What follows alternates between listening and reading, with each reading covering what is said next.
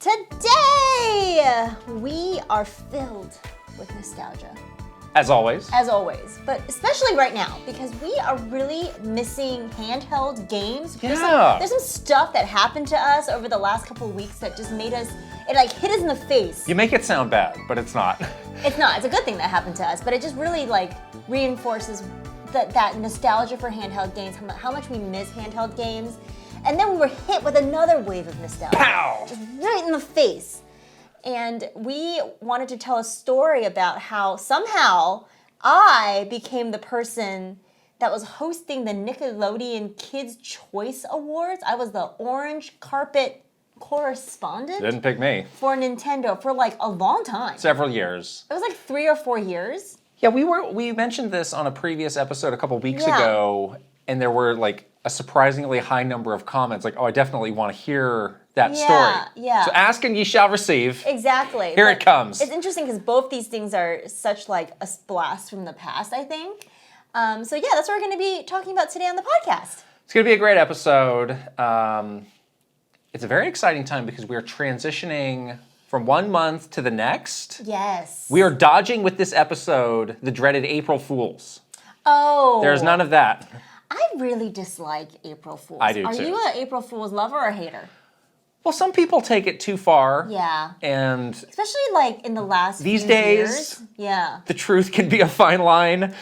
Yes. So sometimes if it's like a super obvious thing, it's like, haha, I get it, that's a joke. But, Right. but sometimes it's like, could this be can go in a real? strange direction. And we would always dodge the April Fool's bullet at Nintendo because we were on the social team. Very wisely, I should And say. there were always some people that were like, hey, social team. Gotta do it. I'll be doing an April Yeah. Fool's joke. And you're like, let's fake announce a Smash Brothers I know, character. let's It's like, fake yeah, let's all announce- get fired. let's fake Let's announce do that. something. Let's do whatever. And then Yeah. we always have to like talk them down. Right. Like, no, the Nintendo fan base will take anything Right. very seriously. Right. You cannot do this to them. You can't toy. It's like, well, this isn't real, but I wish it was, and now I'm mad. I hate you. Yeah, it's like you can't toy with people's Right. emotions. Right. Just like don't that do it. when it comes to Nintendo announcements. It's just too mean. Just don't do it. But a lot of other companies do it, and Yeah. that there always was like a thing like, are we gonna do something on April Fools? Like, no, we're not actually. What we are doing though is spoiler cast. Yes, that's the reason.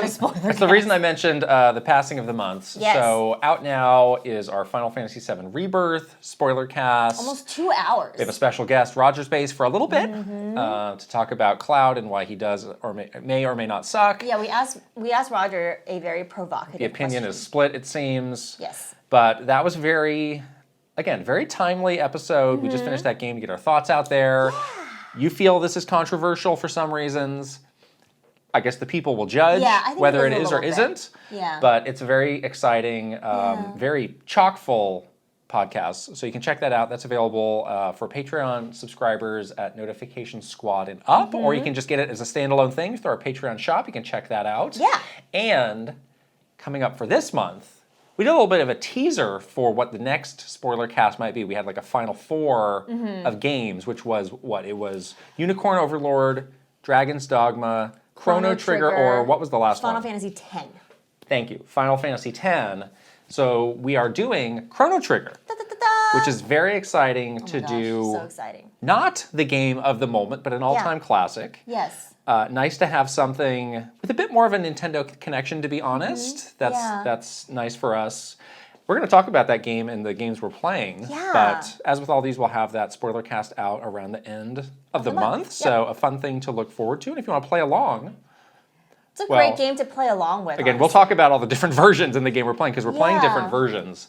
But I think it'll be really fun. It's not a super long game, so You could totally, if you start, if you guys start like now-ish, we can all be like, it's like a book club, like game of the month club. Like we can all play together and then listen to the spoiler cast at the end of the month and like talk about it together. Which I think that would be very fun. Yeah, a lot of people have said in our community, like, I've been looking for a reason to either replay or play this game for the first time, and this is a great reason to do it, I think. I mean, that's honestly why we chose it, just because we had the itch to play it again. Yeah, well, I was missing Toriyama-san badly. Yes, badly. that too. So I was like, I need to replay this game immediately. I just had like this thing that was just like nagging at me, like, Right. you need to replay this game. Right. So yeah, it's awesome. I'm glad that we chose a kind of a different direction for spoiler cast, and it just goes to show like a spoiler cast doesn't always have to be, you know, the big game of the moment. Right. Like we can choose, and we listen to you guys too. Like we can choose like whatever game. Because we are entering a stretch where there may not be a game of the moment some months. I know, right? I think we have Paper Mario marked down as a for sure. That's a lock for May. June. The game comes out in late May. Yes. Unless you're going to beat this game in 2 days and record a spoiler cast. So that'll be for June. But yeah, looking ahead, I don't know if every month has a big game, so we're going to be digging back into the catalog. Exactly. Yeah. But that's the beauty of it, is that there's so many games that we can play or replay, games that we might have missed, games that you guys want us to play. Like, there's tons of options. So it's going to be great. Yeah. Finally, birthday month is over. The birthday month is over. We don't need to talk about it anymore, but we do have a great video up on our channel of me opening the gifts that you got me, which were incredible. Oh boy. I'll say one thing you did, and I will tease the other. You got me the analog pocket. I did. Which is incredible. I want to see it and something I have wanted. Yeah. And the other thing was so cool, I won't even speak of it. Oh. I think people should watch the video and find out for themselves. Okay. I was truly amazed. Turn the analog pocket on, though. I'm going to say thank you again. I did. What do you mean? I want to look at what it looks like. I brought it. You can see it later. Oh, really? I need you to put on a screen protector for me. Okay. Good. Because I've been wanting to see it in person because I've heard so many cool things about it. Right. But I've not actually seen like a GBA game in the analog pocket. Right. So yeah, I'm excited about it too. That's cool. Yeah, maybe next week I can talk about it a bit more in depth after I've had a chance to fiddle around with it more. Yeah, but that's it good. seems really cool so far. I don't know why their stuff is so hard to get. That was so hard. That's kind of like one of the big reasons I didn't have one yet was. Yeah, I had to plan very far in advance. The time is right. Oh wait, it's all sold out. Yeah, they had really cool special editions that sold out really fast. I was only able. What are you talking? You mentioned that a couple times. Which ones did they have? They have like really cool, like very nostalgic colors. I know they did like a transparent one. They had a transparent which I'm sure was very popular. I really wanted to get you that one. But what else did they have? They had one that was like, like more like Game Boy kind of colorways. Oh. They were all sold out, so I can only get you the basic one. But that's fine. Analog Pocket though. Have your stuff not sell out, maybe, because I would buy more. Oh, you always hear about those, like, Nintendo does these stock shortages as a marketing tool. Not. It's just hard to make things. Maybe Analog does that. I don't know. No, I don't know. I think it's just hard to make hardware. Yeah, that's true. But yes, it was very fun to celebrate your birthday, and it was so fun to get. I love buying birthday presents for people. It was fun. And now it is over, and we are moving on. And now we have one more month. Yes. Your birthday's in May, so we'll be doing something fun then. All right. Why don't we look ahead to your big story about hosting the Kid Choice Awards orange carpet. The orange carpet. It's not green. No, it's an orange Why is it not green? The logo is orange. But the slime is green. You can't have green on green, then it won't show up. Okay. Definitely got slimed. I didn't get slimed, but people were getting slimed. Oh, I got excited for a second. I got a slimed. little splash, a little Ew. slime splash, but I did not get slimed. Okay, I'm very excited to hear that story. But first, we have to shout out our sponsor. This episode is sponsored by BetterHelp. Thank you very much. This is one of our longest running sponsors, and you know why? Because people use it and people love it. And we use it. Yes. And we love it. You hear the phrase sometimes the social battery. Oh my gosh. It's like, what does that mean? So it's like real. we each have a set amount of time that we can dedicate to social activities before we start to feel fatigue. Drained. And I think yours is a little bit bigger than mine. Mine is bursts. But we find ourselves oftentimes in settings, we go to shows. Go to PAX or just go out and do stuff and see friends and stuff. And it's like, I've hit my limit. And sometimes it's hard to know exactly what your limit is or what sorts of situations or scenarios will really like burn through your social battery. So that's a great example of where speaking with a BetterHelp therapist can really help you understand how your social battery works. Exactly. And the other thing that can help you understand is like when you need to stop and recharge your battery. You can't fill anybody else up unless you're full too. Right. And sometimes you don't even realize how thin you've worn yourself. because you're in the situation, you're like, you know, trying to do everything all at once and be there for people and go out and be with your friends. But it's good to have a BetterHelp therapist give you a chance to look inward and look at yourself and make sure that you're doing okay in your social battery and just you in general is feeling, you know, recharged and revitalized. Yeah. So we use BetterHelp, and we really, you know, find that the therapy sessions help us. It's very easy to get matched with a therapist. You just do a brief questionnaire online, and then from there you can do it on video, you can do it from audio, you can do it on text. It is entirely up to you. We use it and we love it. You should definitely check it out. So find your social sweet spot with BetterHelp. Visit betterhelp.com/KittenKrysta today to get 10% off your first month. That's BetterHelp, HELP.com/KittenKrysta. We'll put the link right over here and also in the description below. All right. The orange carpet, though. Tell us all about I'm it. gonna tell you all How did this come to be? This is a very interesting partnership. Obviously, Nintendo is a very like kid-focused company. This was something that was mainly from our advertising team. Like they had this digital sort of partnership, ad partnership with Nickelodeon. They would obviously buy like, you know, commercial airtime and things like that on the network. Our old CMO was very close with the leadership at Nickelodeon. Did you know that? Hobnobbing? Hobnobbing. No, I didn't know this. And he would always get like great tickets to go to the shows, and his kids would love it, you know, obviously, right? Because it's cool. And there was like very traditional stuff that our ad team did with Nickelodeon, like let's just, you know, run a Nintendo commercial during a Nickelodeon show that reaches the same kid audience. But then we also had these like very like sort of out of the box other add-on things. Like what? One of them, I can't even think of any. One of them was this whole Kids' Choice Awards thing. Like I think Nintendo sponsored parts of it, which would, you know, give you access to being at the Kids' Choice Awards. Not only did we do a lot of stuff that, you know, I was personally like there for, like that orange carpet stuff, which we'll talk about in a little bit, which is very strange. We also did like a bunch of after parties. We used to have like these at this event? At the Kids' Choice Awards. Okay. We had these Nintendo themed like pop-ups and things like that at these Kids' Choice Awards after parties. Oh, so it was not Nintendo, you know, the Nintendo party, but Nintendo was at it was the like party. Part of the after party. Okay. And that after party was really nice. Bumpin'? Bumpin'. Wow. Kid DJs. If there's no alcohol there, that's the only problem because it's for children. Even the adults couldn't get me alcohol, darn. But they were like a lot of other brands there as well. Oh, I'm sure. It's like the brand activations are running wild. Sell to the children. We have to monetize the children. What are we going to do if we are not monetizing the children? We failed. The easiest way, monetize the children. Get the children in. It's a little weird. But we had like lots of Nintendo themed. We had like a Mario Kart thing one year. We had like very elaborate setups. Like at the events team was there. Yeah. People getting slimed, you know, in the corner of these things. Nickelodeon's all about the weird like slime stuff.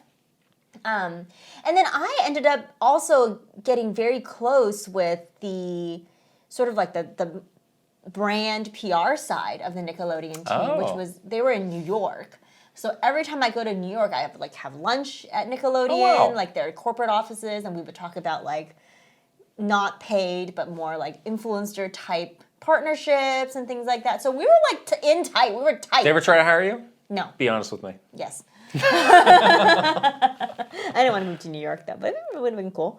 But yeah, like Nintendo had a very close relationship with Nickelodeon. Like obviously there was a lot of similarities with the two brands, so I could see how that would be a thing. Nickelodeon is not doing great right now, honestly. Are they not? Well, they had that horrible documentary. Well, they're in the news for the wrong reasons. Yeah. They're in the news for all the wrong reasons. They're part of Paramount. So, like, if you have Paramount Plus, that's how you can get... Because I remember because I dabbled... I'm wearing my Ninja Turtle shirt today. I dabbled with the idea of getting a Paramount Plus subscription to watch Ninja Turtle stuff, and then I thought, this is ridiculous. What am I doing? Yeah, what am I doing Snap with out my of life? it. Yeah. Watch SpongeBob. Remember SpongeBob? Oh, sure. You know? Yeah. Like, they did have some very iconic... So are they not big now? I Do might they be not too have big old shows? for Nickelodeon now. Let's be real. My time with Nickelodeon might Right. have passed, Yeah. but my childhood was filled Yeah. with yeah. Nickelodeon, and I totally grew up on Nickelodeon, and so did my like little cousins and stuff. And I watched that documentary, and it like basically broke my heart. It basically like ruined my childhood. So I would recommend you not watch it if you want Okay. to retain your memories. So they're kind of in the news for all the wrong reasons. And the era that I was doing these Kids' Choice Awards stuff, it was that era that was in that documentary, which is kind of like disturbing a little bit to look back on these videos and see myself interacting with these actors. Like, oh gosh, like they were like going through it, when they were doing all these things. And this is like, it just goes to show you just don't know what's happening festering below the surface. Having to speak with you can be very traumatic. It's true. I'm just putting my microphone right in your face. Talk to me. Tell me about Mario.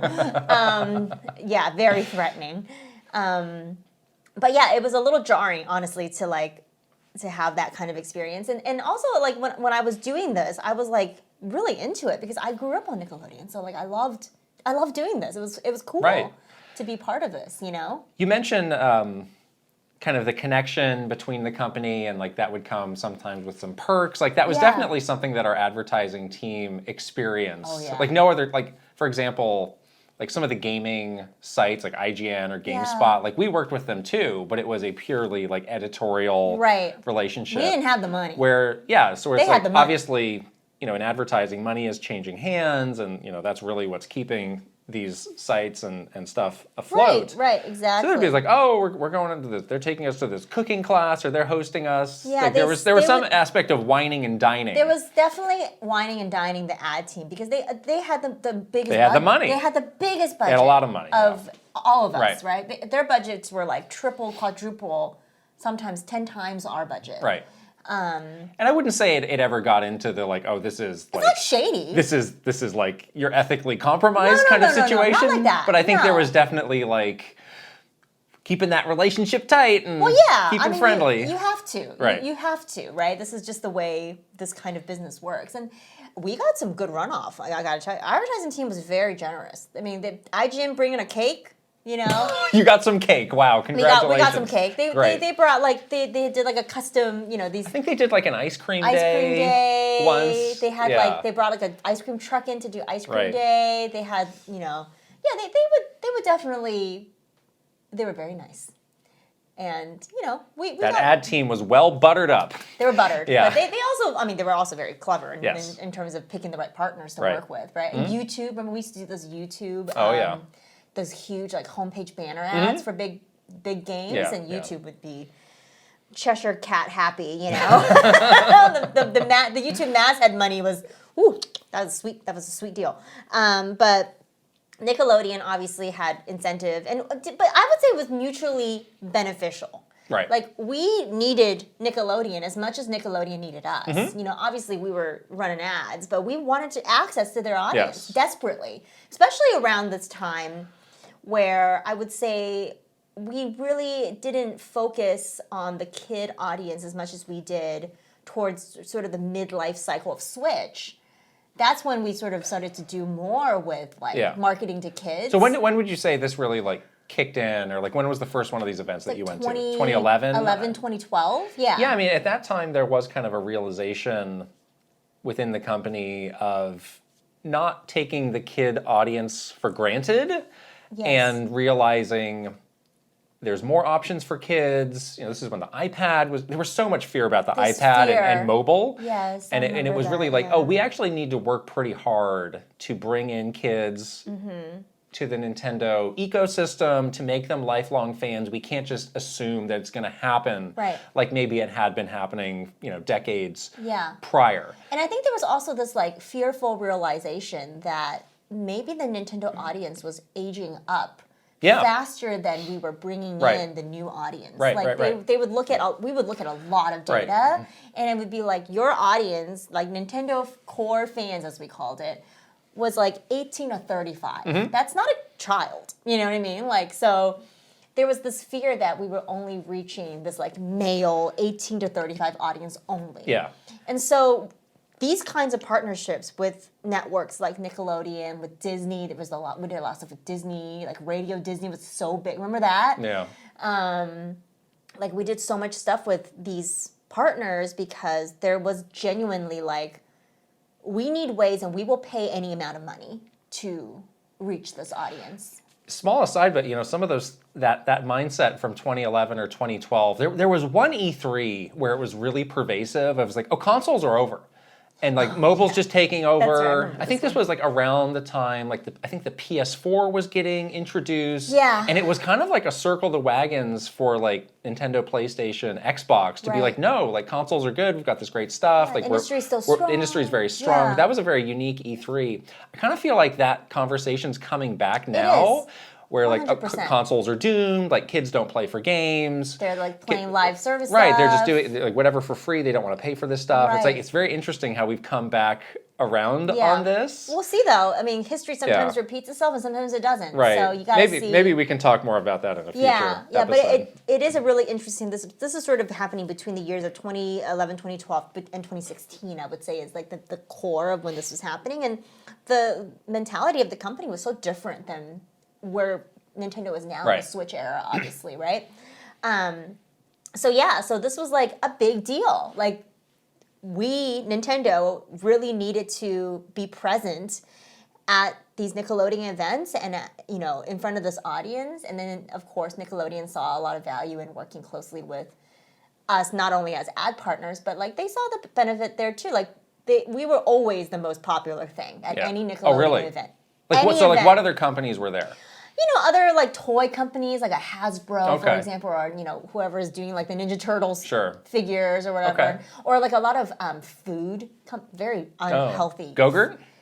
Yeah, like bad Lunchables? Food that you do not want your child to eat. I wouldn't think that was like candy, sodas. Lego would be typically. I mean, obviously Nintendo still works with a lot of these brands. So it was a lot a lot of that kind of other brands, but the audience, the kids, they knew, they were excited and they wanted to see Nintendo stuff. They wanted to play video games. They wanted to do all that stuff. So there was a lot of like benefit for us to be there. We were always like very popular. They rolled out the orange carpet for us a lot of the times because they would just, want us to continue to be strong partners, with them. So they started to do these Kids' Choice Awards. I don't think I was at the very first one because they started to do these before 2011. Okay. But it was a very interesting kind of like concept at the time. And this is the era of Nickelodeon where they had some good animated series, but they were not like reliant on animation as much as they were in like when we were little kids and watching Nickelodeon. They had like sort of adult style kid shows, like kids sitcoms basically. They had kids sitcoms. They also had, kid styled like SNL, like all that was sort of like a variety show that was kind of like skit based, which was very similar to like a late night show that an adult would watch. Yeah.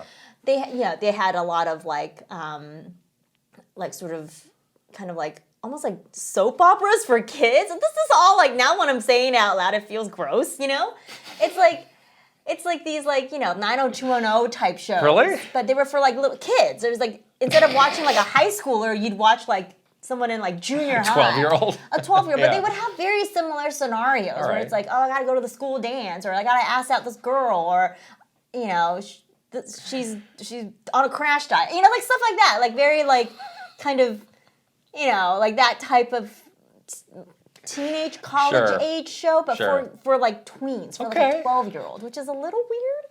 Again, now that I think about it, I watched all these shows too, and I didn't think it was weird when I was watching it, but now that I think about it, I'm like, that's a little concerning. Like this like weave itself into my brain somehow. So this event, like, it like kind of worked for them because they would give out, the Nickelodeon award. Who was getting these awards? Were they just awarding like their own shows? Or They were awarding their own shows. But was it anything like outside of Nickelodeon as well? They did. Yeah, they would have I didn't tune in to watch this. They would have like the kids vote. Yeah. On like their favorite, now they have like a streaming category, like best streamer, Mr. Beast. Okay, Mr. Beast so won it one it's year. not just stuff within Nickelodeon. Yeah. Okay. But of course they would be like best actor in like a Nickelodeon show is blah blah. Like best Nickelodeon show is such and such. Okay. They also had music as part of it too. Like and that's outside of Nickelodeon, obviously. Like if you band of the year or a singer, like kind of like that. And people, I mean, it was like. It was an award show in all aspects. In terms of getting awards, you had the little blimp Nickelodeon. I do remember the blimp. The orange blimp. Yeah. Trophy. But they would do like zany Nickelodeon things on stage. Like people that get the awards would get slimed, which was like their big thing. Like they would have like some of their like zany little skits. Didn't they do some sort of Mario big to-do production? Mario Kart. Yeah. They did that. Like that was the year we had the Mario Kart like during the after party. So there were like actual stage things that Nintendo were doing. That was all from the ad department as well. Like they paid for those. They sponsored those stage segments basically. All right. So the orange carpet part of it was really interesting. Like I kind of knew this happened. Obviously, like you watch like a red carpet, before the Oscars, they have those red carpet things. You kind of see like press like asking like, who are you wearing? Right, like that kind of stuff. So that was kind of what this was, is like you would basically like line up with all of the other press, and I'd be like shoulder to shoulder with like E and like, whatever other like Teen Vogue, like, press that was out there to cover the event. And there were other brands there too. Like I think Mattel, for example, did like a thing as well where they had like Mattel correspondents there. Who had this idea first? Of within Nintendo, but we need to make some video from this orange carpet. I think it was the ad team. Okay. The ad team was like, we have the opportunity to be on the orange carpet. Yeah. Like they gave us a spot as part of this big package. Value add. The value add is always where the good stuff comes in. And that was because they paid like, a lot of money for some sort of thing on stage during the Nickelodeon, the actual award show. Right. And so they were like, yeah, do you guys want to do this? And of course, like, I don't know how, like, again, I was always asked to be like a host for these things. But it was like, I guess it kind of made sense because they wanted a spokesperson from Nintendo. You don't want to, you could hire somebody to do it, but it was, if we were going to go there and do something, we would create some kind of video that would run on the Nintendo channels. And Nickelodeon they were going to like do some cross promotion for us. So it made sense to have somebody from Nintendo do it. I mean, it's a short list of people who were able to do that stuff. Yeah. You and me, I wouldn't want him to do that. And then there's one other guy on our team who's quite a bit older who probably would not have been a fit for the vibe of that event. Yeah. I mean, and you are beyond talking to like kids, right? I'm hard pressed to think of like many other people who would have been potentials to do that. Yeah, I mean, Treehouse maybe. We did work with. Remember Jessie? Yes, from Jessie, the awesome. the 3DS news show that they did for a little while. But she was not a Nintendo employee. No, Jessie was hired. No, she was from the outside. I could have seen them, like if nobody was available or nobody wanted to do it, I could have seen her being brought in to do that. Right. But it was kind of a smaller pool of people than you might think. Yeah, exactly. And then, we also were obviously the celebrity relations team sat within our team. Right. So it was kind of like a delicate dance because you had the ad team that they were really managing like the paid, promotion side, which included these kinds of value add things. But then we also on the communications celebrity side like maintained these unpaid relationships with celebrities, and like Nolan Gold, for example, was like a frequent in these videos because he was a genuine Nintendo fan. Yeah. We had a relationship with him. Outside of a paid advertisement, like we would send this kid like, Nintendo products and he would organically share it. So it was like this delicate sort of dance of like, okay, so how are we going to approach these celebrities? How are we going to approach this partnership? Because it was sort of both sides that were involved. And it was really interesting to be on that orange carpet. Like, I had this little Nintendo microphone. It had like a little Mario mustache on it. Was this a Hollywood Son production? Was Hollywood Son there? Hollywood Son was involved, Oh, yes. thank goodness. Thank God. Yeah. Because we could not have done it without And Hollywood Son. now he's really Hollywood Son. He's in Now the Mario he made movie the Mario credits. movie. Yes. And I was, him and I were like, This is where it started. working the carpet together, you know? Now he's on a real red carpet, like at the Mario. Good for him. So yeah, it was a very you know, sort of a hosting thing or like a video thing that was very outside my comfort zone because I was basically like press almost. Yeah.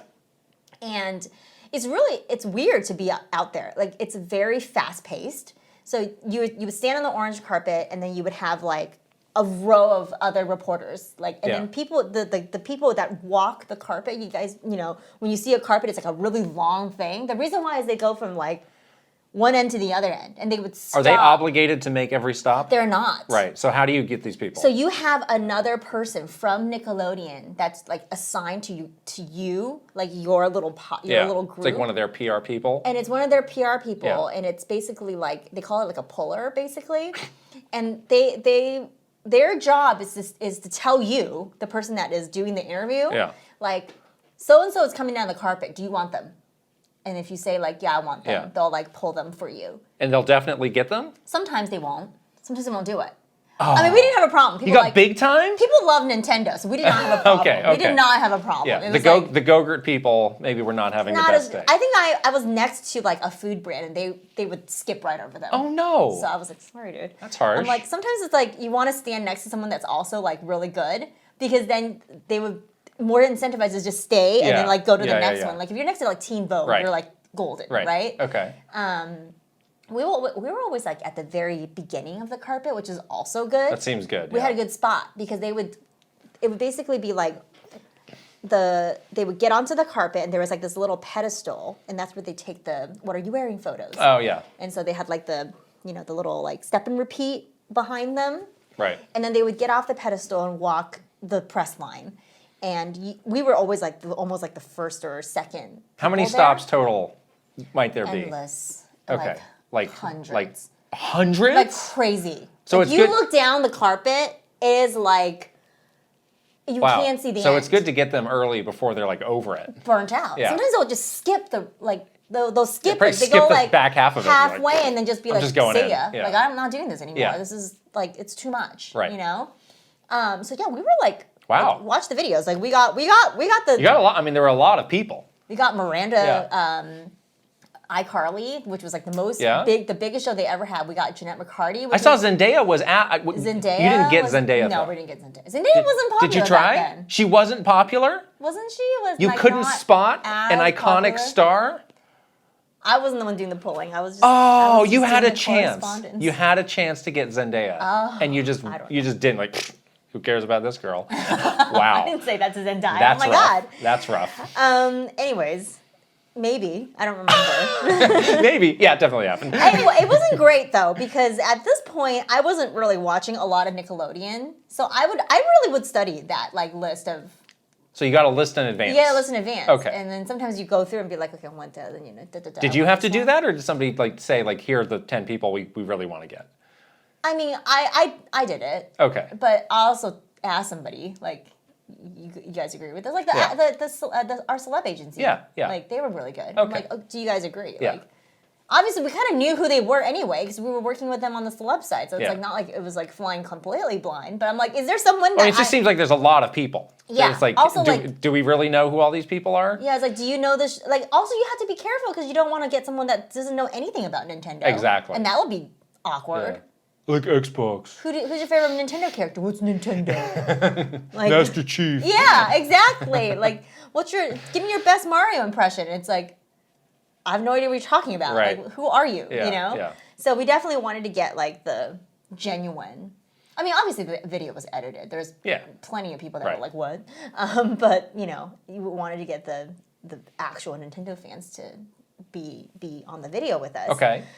So they would basically walk down the line and you would have like, I don't know, like less than a minute to ask them something. And it was like the world's fluffiest questions. Yeah. You know, it's like, if you were you were racing in a Mario Kart, what thing what power up do you like to use? Or like, some fluffy character-based question. Did you ask them all the same question?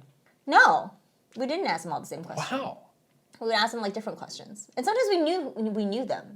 So it's like we recently sent this person this game. Like we can ask them a question about that probably. Like they probably played it. Okay. So we would ask them like some fluffy little question. They would answer it, and then that whole thing would be turned into some kind of like little 6-minute video. That we put on the channel. Right. And some of them are all up.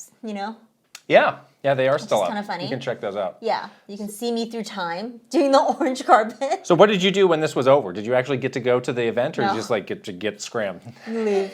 I didn't get to go at all. Like I never actually went into the actual Kids' Choice Award show. So the head of advertising is the person that eventually became the CMO. Yeah. Right? Yeah. So that person always got to go. Well, of course. Of course. Yeah. Yeah, and he would bring his kids and stuff like that. So I'm sure it was a good time. And then, if we did the after party, I would have to go to the after party to like help them set up for that. Oh, you would go to that still. Yeah, but no more helped them with interviewing that. people at that. Yeah, no more interviewing Just hanging people, out, but yeah. just like helping with like demos Okay. or helping out the events team I and see. stuff. Yeah, so we would mainly do that, and then that's it. Yeah. They don't seem to be doing this anymore. I don't think so. No. Yeah. I don't know if they did Kids' Choice Awards in 2023. They have gotten terrible press this year, obviously, for all their crazy stuff that's come out, which is horrifying. I wonder if they'll do it again for 2024. We'll see. Yeah, all those They've videos. been very quiet. All those videos are on the Play Nintendo channel, which Yeah. people may not know is a different YouTube channel that Nintendo has Right. that is specifically Kids. focused on kids. Yeah. And that was a weird one where like that channel went kind of dark for at Couple least years. like maybe 2 years think or so, 2 a couple years. years. Yeah. Where there was kind of a big rethink of like, what should we actually be posting on this channel? Do we need this channel? Because Yeah. again, it was like, we really need a better strategy around Yeah. kids. And it's doing great now. Like they're posting all sorts of stuff. It seems to be growing, seems to Yeah. be doing well. But that was no joke. One of the most pulling teeth projects that we worked on was... That was like towards the very end of our tenure. That was one of the last things that we worked Yeah. on. Yeah. Very difficult. And just marketing, like, again, it's already very creepy when you talk about marketing to kids. Like it's dirty. Marketing to kids is a dirty job. Like you don't want to do that to kids. Like that's not great. But you have to. As a brand, you literally have to. And I never loved it, honestly. Like I didn't really it wasn't something that was exciting for me. Like it didn't really relate to me. So I didn't really want to work on it. And we did have a lot of issues trying to get that sort of like the next phase of that. How do we reach kids as a Nintendo brand off the ground? And our team was leading it. My direct report was the person that was in charge of that. And like he was in pain, like trying to do We were all in pain. We were all in pain, but he was in the most pain. Yeah. I was feeling his pain. Yeah. It was kind of like what we were saying when we were working on celebrities, where everybody's kind of got their favorite, so they think they have a big opinion. And in this case, it was like, well, I know my daughter the best, and let me tell you a thing or two about what she likes to watch, and this is what we got to do. Yeah. I mean, it's like one person's opinion, but like you really can't argue against that because you do have a daughter that's like 12 that's probably watching something, you know? But it was just, this is where like my attention was just like really, I just couldn't get excited about this project. Like I just did not feel passionate about it at all. So I think it was like one of those things where it's like kind of glad that I don't have to work on this anymore because it was not something that I wanted to work on. I do check in on that channel semi-regularly now, and it does seem to be doing a lot better. Good. And the stuff they're posting is really cool, glad. so I'm happy for them for that. Yeah, I'm really, really glad because I know this person like really wanted to make it work, Right. and it was really hard for him to like get any sort of momentum on it. Totally. But yes, kids and Nintendo are a thing and will continue to be a thing. Like Nintendo definitely recognizes that they need to, really like foster a strong audience of kids to keep their brand strong. And this was the era that it was like a really big deal. And it comes in cycles, Now it's again, like right when we were leaving, it became like a huge deal again. And so I wonder what the future will hold when a new hardware comes out and what audience they're going to try to target for that. That will really like inform what kinds of like marketing things that they'll be doing. But, yeah. Orange carpet. Cool. Why don't we talk about the games we are playing, which is some interesting stuff here this week. The first game that we have is Mario Kart 7. Yes. So we kind of bunched some of these games together because we do want to have this talk about handheld games. But why don't we just talk through some of these games first, and then we can get into that. So we played Mario Kart 7 because we did our monthly Patreon meetup with folks, and it's so fun. A few people rightly pointed out, like, hey, the 3DS online servers are going down. That would be a fun game for us to play together. Yeah. So we dusted off the old 3DS. You didn't even have Mario Kart 7. Which I don't know what happened to my copy of Mario Kart 7. Took issue with that. It like got lost because I definitely had it when we did our Street Passing in 2023 video. You may have been borrowing. So for some reason, I have 2 copies.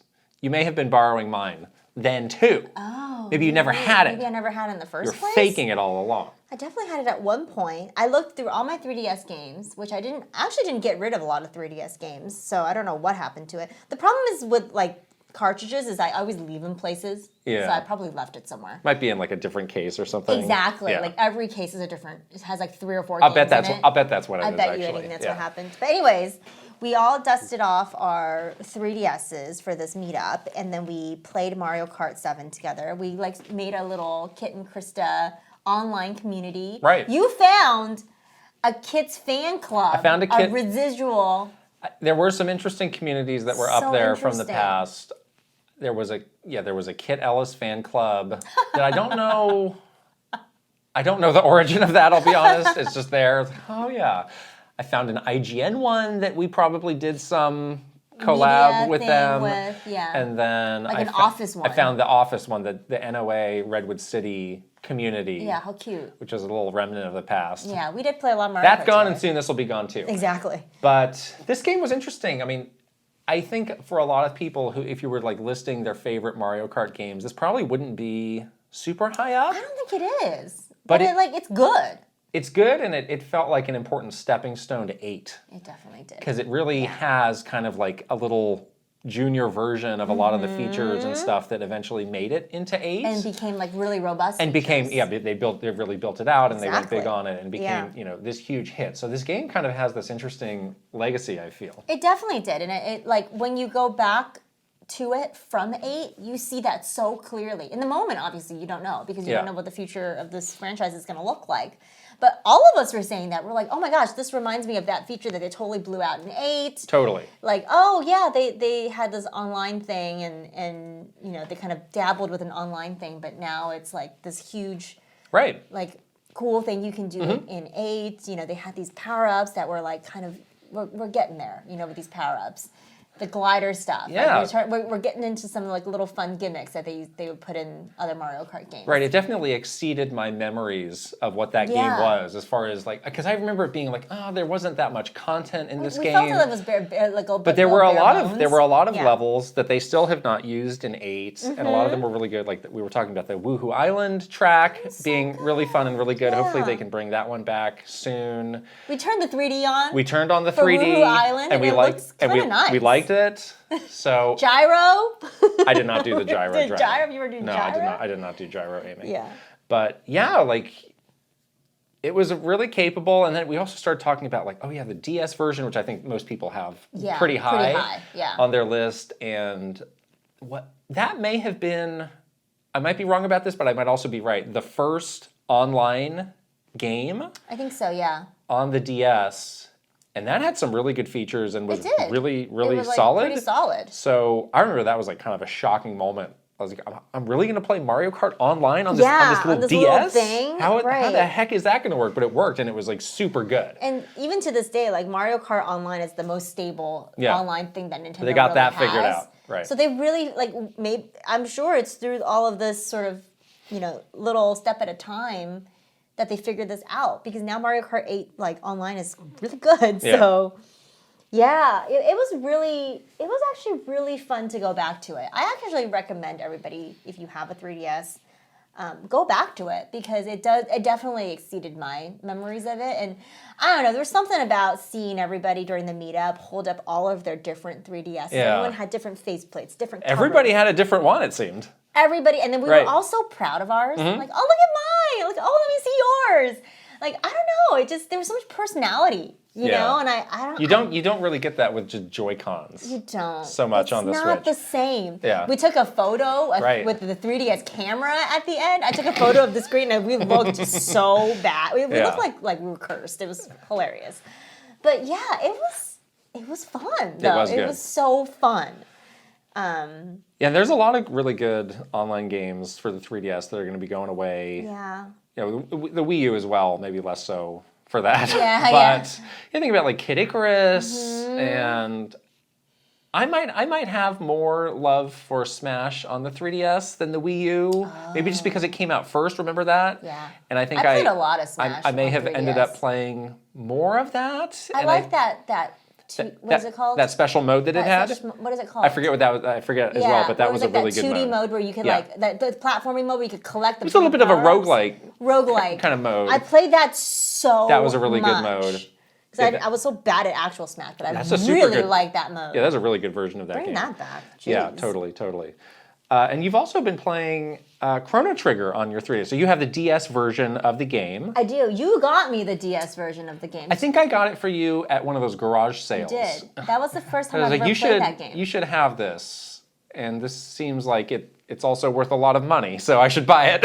Oh, is that the Because they were reason? selling, I don't know, they were selling it for like $5 or something. Like $2 something. Yeah, like it was that. like super crazy cheap. Yeah. It's got the backwards compatibility the 3DS does, so you can play the DS. I can. It's playing great on my 3DS.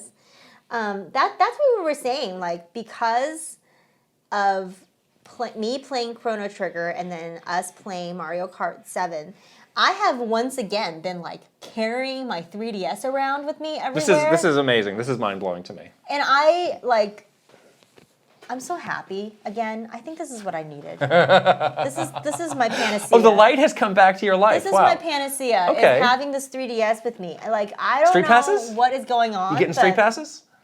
I'm not getting any street pass. Maybe one. But I have it with me right now. I've been carrying it around with me everywhere. Xeon from Nintendo Life is just like twitching, getting on listening a plane, to this. jumping onto the first plane.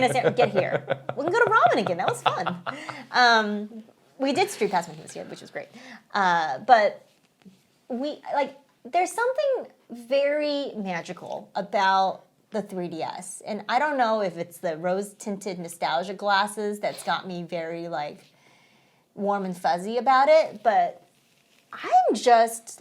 I'm loving playing a 3DS again. Well, last week we had that question of what one system would you keep if you could only pick one, and that was my pick. Yeah, I remember I changed my answer to your pick because it was such a good pick. I think there was a time when we were, working there, and it was kind of like the peak of the 3DS. I was like, this might be like one of the best Nintendo systems ever. Yeah.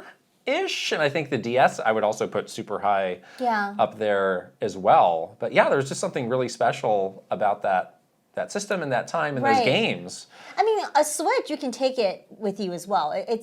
And I treat the Switch basically like a handheld, but it's now that I'm holding and just living with my 3DS again, it really isn't the same as the Switch. There's something just fundamentally, I mean, not the obvious like size and whatever, but there's just something fundamentally different about it being a dedicated handheld that makes it feel different. A handheld console and a dedicated handheld are two different things. It is. No matter what you say, no matter how you use your Switch, or maybe you have a Switch Lite or whatever, and that feels different to you, but it is two different distinct things, and I'm feeling that I am missing a dedicated handheld. Yeah, I mean, we've been playing these games. I'll talk about it in a second. I've also been playing the Crisis Core kind of new version of that came out. That was originally a PSP game. I have really been feeling like, wow, now that there are no dedicated handheld consoles, there's a lot of types of games that have just been erased off the face of the earth that we don't get. And I've been thinking about this malaise that the industry is in, and everybody's just pumping all their money into the most expensive, biggest games possible. Right. And it's we have lost so much of section. this market that used to be so vibrant and so popular Yeah. of these games that were meant to be played more quickly, meant to be kind of shorter experiences, maybe more replayable in a lot of ways. Yeah. And it's just everything is just in either, Like the biggest the AAA massive game, open world, or like some kind of live service thing, or some sort of live service thing. some and kind it's of like, online only live service thing. yeah, well, it's like no wonder the industry's having these problems because you just whoosh, lopped off a big part of what it was. Yeah. And I think that there is a place for these kinds of experiences. I think that's what people maybe are wanting and missing. Yeah. Because I didn't know why I felt kind of like blah until I started carrying around my 3DS and playing Chrono Trigger in a coffee shop. I was like, this is it.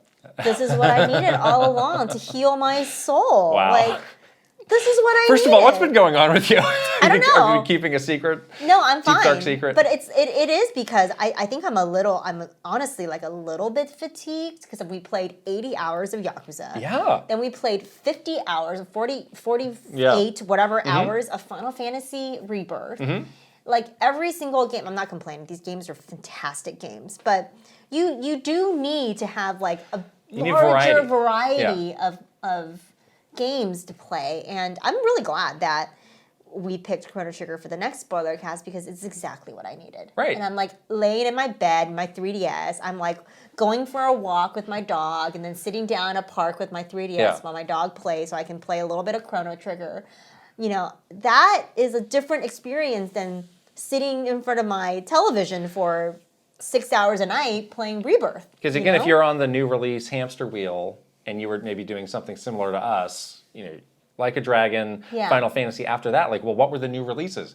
You had Dragon's Dogma, which is another gigantic open world game. I'm playing that game, which is it's fantastic. Unicorn Overlord, huge RPG. Yeah. I mean, these all great. Rise of Ronin, another huge open world game. So it's like, it's not that different game to game. You're kind of playing different takes on these small handful of genres that the industry has just said, this is all we can do now. This is all, they've convinced themselves that this is all we can make money off of. Right. Which is wrong. But remember when we had Stephen Totillo on a few weeks ago, he was really lamenting this too, of, you know, like the Box Boys of the world, the Dylan's Rolling Western of the world, like even Nintendo, who pushes the handheld side of things, and you'd think would be more into shaking things up and having a more varied portfolio. They're not really bothering with that either. They're not. Maybe they think like, oh, we got so many indies, the indies will just do it. Take care of it. And to some extent, they are. I mean, the indies are really like holding the industry up. They're like the Atlas. Exactly. They're holding up that globe. They totally are.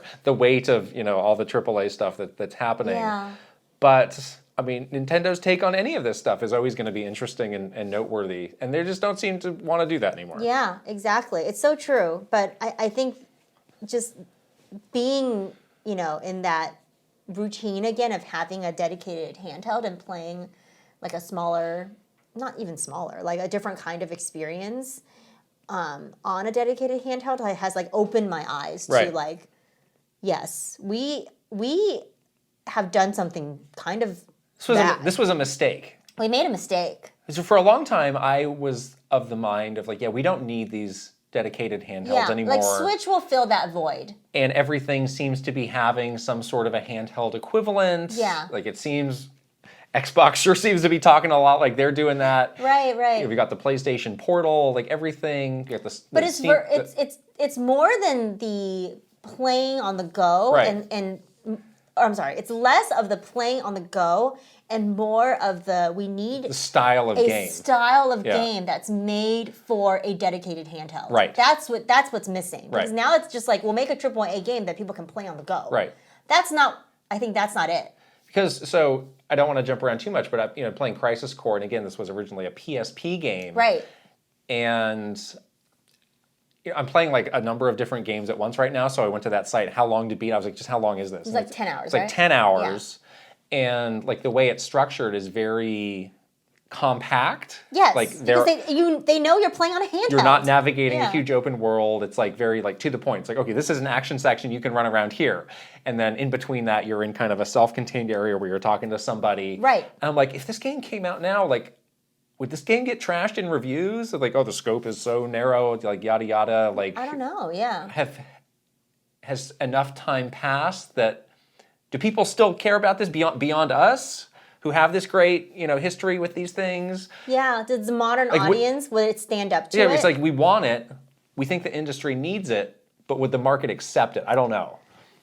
Well, I feel like the market is messed up now because they have been almost like brainwashed into thinking that, value for money means 300 hours of an open world game, which I don't think is actually a good place to be. Because we need to retrain our brains. Right. Another game we'll talk about is Princess Peach. What if Princess Peach was a 3DS game and it cost $40? See, that perfect. You absolutely could have made that game on the 3DS. 100%. That would be a game that would be much more palatable. Yeah. 100%. And it is that game kind of does have that handheld feel style to it, where you're doing those bite-sized levels. Mario versus Donkey Kong. 3DS game. Well, it was.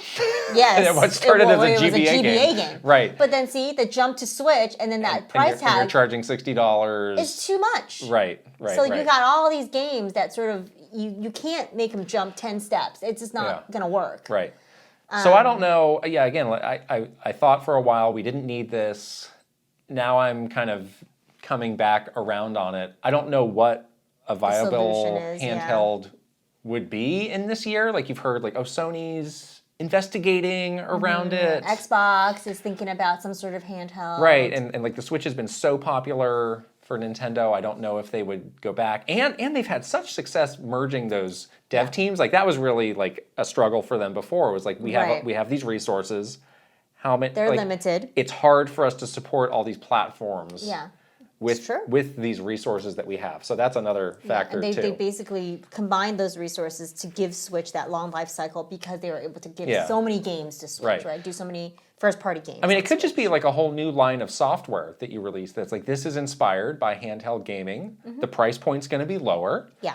We're going to be, kind of following the tenets of that, of being more pick up and play, quicker experiences, not as massive. Right. That could be a big idea. Market. I don't know. Yeah, that could be a very viable market. Right. I think. I wonder what the palette is now for these kinds of experiences. I certainly have it. I want the variety. I want to play big open world games too, but I also want like smaller, more compact experiences. Right. But yes, this just last couple of weeks have really opened my eyes to how much I miss the 3DS and how much I really just love gaming on like a dedicated handheld because it truly does feel different than taking your Switch on the go. Chrono Trigger, though. Chrono Trigger is the GOAT. It is so good. I just I was like, I'll play for like an hour, just to get it going. And I played for like 4 hours. Yeah. Because I got totally sucked into it. It's such a great, just everything about this game is like perfectly done. It's like, story is so good, the characters are so charming, such amazing music, the story like moves along at a really good pace, You're going into all these different environments because obviously the game takes you past, present, and future. The turn-based gameplay is really fun. It has like that like little charge-up bar to make it feel like a very kind of you feel a little bit of pressure on the to get those attacks in, do something. But it still feels very strategic. Obviously, there's like a lot of characters that you're managing and meeting along the way. There's some puzzle elements in the dungeons. The enemy designs, man. The music. Toriyama-san, what a genius. Like the triple threat of the team, the dream team that developed this game. Like, you will never capture that lightning in a bottle again because it is amazing. So anyways, I'm loving it. I'm in the future now. It's very grimy. And Robo? You get Robo? Very Robo. Yeah, very Robo. I am seeing, like, a lot of people were like, last year when I was playing Sea of Stars, a lot of people were like, it's just like Chrono Trigger. I'm like, yeah, it really, really was inspired a lot by Chrono Trigger. So yeah, I can see like this game is so impactful, even today. So, yeah. So you're playing the DS version. Yes. Which I think a lot of people feel is the best version of this game. That's the thing, like for such a big and noteworthy game, there really is no current modern definitive edition of it, which is kind of weird. Yeah, it is true. But I remember that being a really good version of that It's game. a very good version of this game. Yeah. What do you get? So what do you get on the bottom screen for that? You got your map. Maps and stuff. You got your menus. Your menus. Yeah. Okay. But no, it's very well done, Yeah. and I'm using that touch screen, guys. Like, it's kind of nice to touch. What do you do on that? You can poke around. Give yourself a potion or something, or you can like go to your items through the touch screen. And, you can see like your battle stats on the touch screen as well when you're in a battle, like when you're fighting an enemy, how low is his health, things like that. Yeah. So. I rolled the dice and decided to play the PC version. Okay. So I'm playing on the Steam Deck. Nice. And I did a lot of research before I decided to do this because that version's been out for a couple years. And as I understand it, when it first came out, it was pretty bad. Oh. So it's based on the mobile version of the game that came out kind of around the same time. And I remember those pixel remasters, people just clowning on Square for these like you're doing these lazy phone versions and you're not putting out actual versions on consoles. Like, what are you doing? These are classics. No. Don't disrespect. So it was the same thing where it had a ridiculous font and they like smeared over the graphics to make it look more modern and all this stuff. And people were saying it was buggy and bad, but to their credit, over the years they have kept updating it and giving people more options, so you can just play it with the normal graphics. It is in widescreen, which is nice. That's a nice kind of modern touch. That's interesting. Does it look stretched or weird? No, it looks. No, like it's actually they pixely. just expanded the view. Okay. Oh. Yeah, and wow. it's the original. They still have that Vaseline filter you can turn on. Obviously, don't turn that on. I'm not using That's that. terrible. I'm using like a proper font Yeah. with it. Okay. So, I think that version still has a really bad reputation because of the path it went through, but it seems perfectly fine to me. I haven't played a ton so far, so maybe I'll start to pick out some bugs. And again, maybe if you play this game yearly, like you're going to be more likely to pick out little things. I haven't played this game since. Than I am. Yeah, it's been like, many years for me too. Yeah, over maybe 10 years. But it seems perfectly fine, and like I picked it up on the spring Steam sale. It was like $6 or something. Oh my gosh. Super. That's a good deal. Super cheap. So yeah, again, like that and the phone version are the only ones that are like available on like proper modern devices. I see. Yeah. So I probably wouldn't. I'm not even going to mess with that phone version. I don't care. I would never play a game like that on a phone. But again, if people want to play along, that PC $6 PC version. Well, it's not $6 anymore. Okay. But it's not a lot either. Like that. Or if you have a 3DS. Like it's. Well, you have to get the cartridge though. How much is the cartridge? It's a lot of money. Really? It's a lot of money. Right. Like, and this was on Virtual Console for a time. It was, yeah. Yeah. Like, I really think these are the only two currently available modern just get the DS version. How much is it? I'm gonna eBay this right now. eBay it. Yeah, I want to know. Yeah, oh no. Well, I mean, okay, you can play the PC version. Yeah. Yeah, I don't think $150. Just get it. Just spend the money. Yeah, oh my gosh! Well, that might be sealed. That might be sealed. It looks like more like closer to $50 to $75. That's expensive. It's expensive. Which is again like what is $74 just for the cartridge? I don't know what Square Enix is doing with this great legendary game. Dang. It seems like at a minimum they should do like a pixel remaster version and just have that out and available on everything. Yeah. I know a lot of people want to do like the HD 2D stuff, which is more of a remake. I think that would be cool. Do something. I'm probably just fine with the pixel remaster version, but just do something. It just seems like a major miss. Yeah, totally. Yeah. Wow. Right. But yes, we are going to be going. We'll talk about this game, but we are going to be going deep on it during the April spoiler cast, which is going to be great. So, Crisis Core, talked a little bit about that. After I finished Final Fantasy VII Rebirth, I just wanted to check this out because everybody was saying like this is actually a pretty big part of the story and just understanding what happened here. And Zack is an important character in Rebirth, who this game is really all about Zack. And it's a bit of a prequel, and it takes place before the events of Final Fantasy VII, and kind of leads into. I haven't finished it, so I don't know exactly, but kind of leads into that story. Right. Which is a cool. Yeah. It's a cool premise. At the time, like. a lot of people were excited for this game to come out on PSP. I didn't care because I wasn't a Final Fantasy VII guy, but they did a couple years ago put out this new version. So Crisis Core Reunion is the name of that, and it's out on everything. I'm playing on the Switch, which to me seems like a really nice version of that game. It's cool to have this on the Switch, and it looks really nice. They got the new / current voice actors to do the voices for the characters, so it does feel like, you know, it's kind of in that same family of games. And it does feel like, in some ways, like a really, really limited version of the modern 7 games, because the battle system is action-oriented. You do just play as Zack only. You don't have a party. Okay. So it's like one guy fighting. And you can, you know, use materia, use special attacks, spells and stuff, and all of that. So it kind of feels like more like the battle system of 7 mixed with something like a Dynasty Warriors, which is a bit more hack and slash and a bit less strategic. Right. Because a lot of times you are just kind of wailing on these enemies. And then again, when you're in a stage, you're kind of, it's a bit more corridor based. And it's like, all right, well, you're in an action area, so you're going to be doing a lot of fighting and all of that. But the story seems really interesting so far. Like there are a lot of callbacks. Like I met a young Yuffie early on, which was interesting. Yeah, you meet the Turks, right? As part of this. Yeah, and you know, Sephiroth is looming large in this. This is when he was, you know, back to being like a war hero. So I'm really interested to see where it goes. It is kind of a bunch of games I'm juggling right now, but I would like to see this through somehow. I'm mostly playing it for the story, which is unusual for me. But it's only 10 hours, probably not that long. Yeah, I think I can do it. You have a trip coming up, so you can play it on your trip. Right.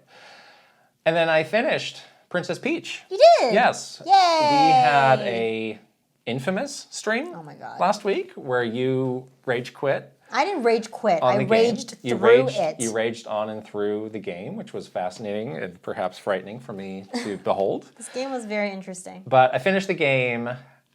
By the time we finished with that stream, we were pretty close to the end. Honestly, I probably played it for like maybe an hour more, and then you were at the boss. How was the final boss? It's cool. Yeah, fun. There is one last transformation that you don't see. Okay. Up to that point, and kind of a different kind of gameplay. Felt like a solid final boss. Nice. Not really much of an ending. Grape. Not much of an ending to speak of. It's just kind of like, you saved the place. Cool. It's like one of those classic Yeah, Nintendo of course. endings. Why not? It's like, you did it. Way to go. Why not? There is some stuff that unlocks when you beat the game. Okay. This was, one of those archive immediately kind of things, though. It's like, Not going to go back and collect all the little stars and stuff? No, I don't. Oh, no. You don't need to get all the dress designs? I'm not 100%ing this game by any means. But archive immediately. I felt kind of bad because I was kind of talking the game up when we did the stream, because the night before I had played a string of levels. You said it was really good. It was the second time through a lot of those transformations. I was like, this is really like a big step up from the first time you play these. Like this game is like building momentum. But then I felt like some of the ones that you did and some of the ones in the final rung were maybe a little bit of a step down, actually. So the second tier was like the best part. Yeah, the game might peak a little early, which was something that was a little surprising to me. Yeah. But I still enjoyed it. I'm still glad that I played it. I think a lot also, like if this game was on a 3DS, or even like if this game came out in like the GameCube era, it feels like it could be kind of like a cult classic in that sense, when these more like straightforward games were more of a thing. There was a lot of highs and lows with this game, because there were some transformations that were legit, like really fun, like that dashing thief one. That's a good one. I really liked that one. That gameplay felt really satisfying, and it felt like you could explore a lot using that ability, and it was challenging in some areas, and just like very like clever in others. And then some that were just so boring. So it was very like up and down for me when at least the levels that I played on the stream. Like some of them are just so bland. Like that ice skating one was just like, what's the point of this? So I wish, and then you do the cowgirl level, and that's really fun. Right. And then you do the detective level, and that was really boring. So it's like a lot of weird like highs and lows. I wish there was a little bit more balance in those transformations. I think that's one of my takeaways too. Was a bit inconsistent. It's very inconsistent overall. Yeah. Like even within a transformation. Some of the levels would be very good, and some of them would be kind of meh. Yeah. Or some of them would be very like a lot of those levels near the very end were extremely short. Oh. Which I thought was ideas? Which I thought was interesting. I don't know. They didn't need that much chit chat in that game too. A lot of chit chat. What chit chat? Between you and that little Stella creature. Oh. A lot of stuff to say. Like, no, just let me get into let me get into this gameplay. I want to play as these transformations. I want to lasso, you know, a thing. Like, I don't know. Like, just let me play it. Yeah. Like, don't talk to me. Like, pepper me with dialogue. You don't need this in this game. Yeah. Like, Yeah. there's some strangeness with the way this is structured, but I think there are some like little gems in there that were really fun, but unfortunately a bit unbalanced or like inconsistent. Yeah. And we can wrap up this section with your weekly Dragon's Dogma 2 update. Yeah, I've been doing really well in Dragon's Dogma 2. I did, you know, as a new Dragon's Dogma player, I wasn't sure like how much story, like how much the main quest sort of matters, and I've determined that it matters. Basically not at all. It doesn't matter at all, pretty much. They don't even show you, out of all the quests that you have, they don't even show you which one is the main quest. They're just like, do all That's why when before it came out, you're like, maybe we could do this as a spoiler cast. I'm like, if it's like the original game, I don't think it's going to be. Like wander around. I don't think it's going to be that way. Yeah. Yeah, I mean, there's certainly things that I think need to happen before you can unlock certain areas. Because I went to this one area and it was like, you can't come in. Oh. Why not? Why couldn't you? I don't know. It was like, you still don't know. I don't know. I left. Oh. But it was like, get out of here. You're not allowed to come in here. Your kind is not welcome. I was like, oh, that's not very nice. So I'm still kind of in like that first big, I mean, it's a huge area, so it's not like there's not enough to do or whatever. But yeah, I am absolutely loving this game. It is probably one of the best looking games, like in terms of the style of it. This year.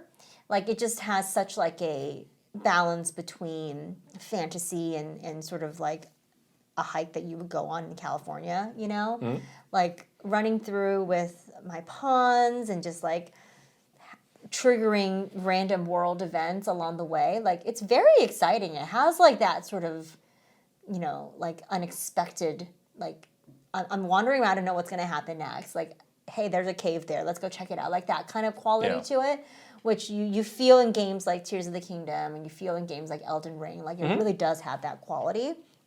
I've also been sucked into like Dragon's Dogma videos now, like where it's like you can get your pawns to do so much like random stuff, which I absolutely love. Like there are these videos of like people throwing their pawns across like this ravine so that the pawn could drop a ladder. Mm-hmm. Like, the pawns are smart, man. Like, I saw another one that was great. Like, they wanted to, like, jump off a cliff, but obviously if you jump off, you'll die from the fall damage. Yeah. So they threw their pawn over the cliff and then used the spell to revive the pawn. Oh. And then they jumped, and their pawn caught them. Really? It was incredible. Wow. Incredible. Like, this is the kind of, like, that kind of open world sort of, like, experimental quality in these kinds of games that I absolutely love, and people come up with the most random. Yeah. People are just testing theories, you know, and I love that. I think it's really cool. I haven't tried any of these yet, but I've been like fascinated by it all the Dragon's Dogma videos of people doing crazy stuff with their pawns. What's going on with Krysta pawn? Did she get some pants yet? Krysta pawn has pants. I dismissed her and resummoned her, and she still was not wearing pants. Oh. So I don't know. I mean, the armor that she has includes the armor that she's equipped with includes pants. Maybe it's just all right. There's another guy that I saw wearing some kind of thong situation, and someone said like, apologies, but this is the best armor for this character right now. So that's what you're getting. So maybe that's what she is.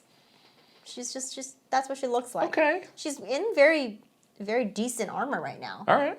And she's got. You still have the kit pawn. Oh yeah. Okay, because my leveling is starting to get a little shaky, I think, because I've not been playing it as much because I'm juggling all these other games. I did hire another fighter pawn, though, to supplement you. I do feel kind of bad about that, but... Yeah, I have a person named M. Bison who is a massive Viking lady, and I love her. It's one of the official pawns, too. I don't know who made her, but she's freaking awesome. I love her so much. And she's just like, Arisen! Follow me, and she leads the party. It's great. The The kit pawn's doing good. I always try to talk to the kit pawn. Like, you know how you can make small talk with your pawn, and you never want to talk to me. I'm always like trying to make small talk with you. True to form. And it's always like, no matter where you press me, I don't have anything else to say. I'm like, all right. Leave me alone. Leave me alone. But it is such a fun game. It is so good. And I'm having the best time just like wandering around. And I'm definitely getting better and smarter playing the game too. So, yes. Great. Those are the games we're playing. Coming up, we've got the news. But first, we got another sponsor to shout out. This episode is sponsored by Factor. Thank you. Spring is here. Oh, yeah. Thank goodness. And you can eat stress-free this spring with Factor's delicious and ready-to-eat meals. It's so nice. They have so many options, weekly menus that feature over 35 options. That's right. All different kinds, too. Like, you can do Calorie Smart, you can do keto, you can do protein, you can do vegan. So you can choose whatever meal to match your, dietary needs, and all of them are delicious. They're ready to go in 2 minutes, and we use them every week, so yeah, and awesome. You can also get all sorts of add-ons like breakfast, lunches, snacks, drinks. Yeah, I mean, the weather's getting nicer, spending a bit more time outside. Who wants to be trapped, cooped up in the kitchen? Or the grocery store. Cooking all the time, and all the stuff is ready in just 2 minutes. And it tastes great. It tastes really good. That's the most important thing, honestly, is that it tastes really good. They have a lot of premium ingredients as well that they use in all their meals, and it is delicious. Exactly. So, head to factormeals.com/KitandKrysta50 and use code KitandKrysta50 to get 50% off your first box plus 20% off your next box. Whoa! That's code KitandKrysta50 at factormeals.com/KitandKrysta50 to get 50% off your first box plus 20% off your next box while your subscription is active. That's a great deal. That's a good deal. We're going to put deal. the links right over here and also in the description below. All right. News time. Okay, big news section. There was, Kotaku's kind of got the inside tip on some of these Nintendo employee stories. Yeah. And they got a new one, and it sounds like there's a bit of a shakeup with the product testing team at Nintendo, which is a really important and very good and large team at Nintendo. Yes. And it was maybe a year ago, or maybe a little bit more than a year ago, there was all this angst about testing contractors and some of the stuff, some of the hoops that they had to jump through, and like people who were really deserving of full-time jobs kind of being kept again and again in this contractor role. Yeah, and they felt, a lot of the contractors felt undervalued and underpaid and a little bit exploited, I think, by Nintendo using that that formula of temporary work on a lot of these contractors, which is very unfortunate to hear. Right. So the Kotaku article positions this as a massive downsizing of that test team. But it's a little bit hard, I found, to kind of come to a conclusion about this because it does confirm like that some of these contractors are being let go, but also there's several of them who are getting the full-time positions that they wanted and deserved. Right. So it seems like some good, some coming with the bad as well. Yeah. Just sounds like they've restructured that, because when we were at Nintendo, that product testing team really was made up of contractors, which means they were usually on like a 2-year assignment. And then what their like contract dictates is you have to take like a break for a certain number of months before you can re-sign with Nintendo. Yeah. And then every time you re-sign, your contract basically starts over again, and your tenure at the company starts over again. So I think what they did, and it is hard to tell from some of these articles, is they are downsizing the amount of people that are getting these contract roles, but they are giving some of these contractors that were temporary workers full-time positions. Right.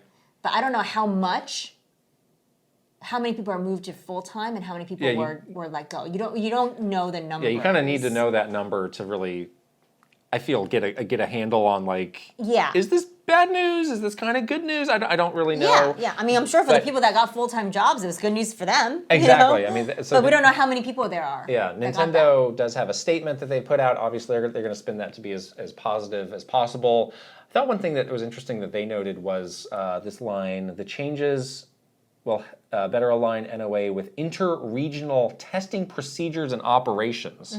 So it's like maybe this plays into some bigger global plan around testing. Like, is there some other region who's picking up slack maybe on something, and maybe they're bumping up their teams? It's just, I had a hard time coming to a conclusion about this story based on the information that was here.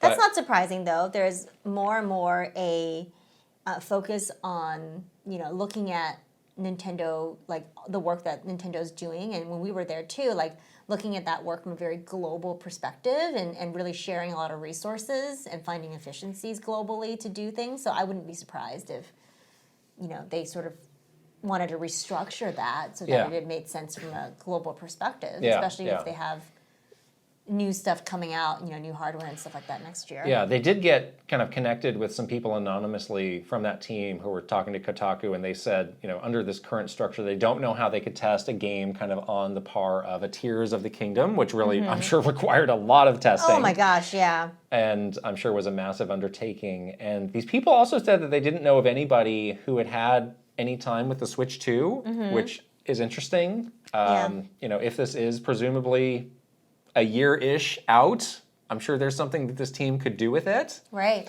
We were talking about, like, are they so freaked out about leaks that they're finding some more secure way? Like, contractors cannot see or know about this thing. Yeah, maybe. It sounds ridiculous, but I can't rule it out. I also can't rule it out. Furukawa's testing it. We're not testing it all. We're just releasing it. It's great. I'm telling you, Furukawa's testing it personally. Not doing anything to the world's highest paid product tester. Yeah, exactly. They also said that there was a bit of a lull, right, in the testing. Yeah, there's not much happening, which isn't. Sounds right to me. Yeah, there literally is not anything happening. Yeah, there should be some sort of a ramp up happening a year out from a big hardware launch. 100% though. They're not letting anybody in a contract position even get a whiff of this thing. Yeah, I thought that was actually the most interesting part of this story, of that perceived lull and kind of wondering and waiting. When are we going to hear and get working on this new thing? Maybe never. That's telling and interesting, I think. Yeah, and then of course, then maybe they move these people to full time so that they can start testing a Switch 2. Right. Okay, there was a pretty interesting game announced last week as well, Marvel Rivals, which is a 6v6 team-based PvP hero shooter from NetEase and Marvel, and it looks very much like Overwatch if you watch the trailers.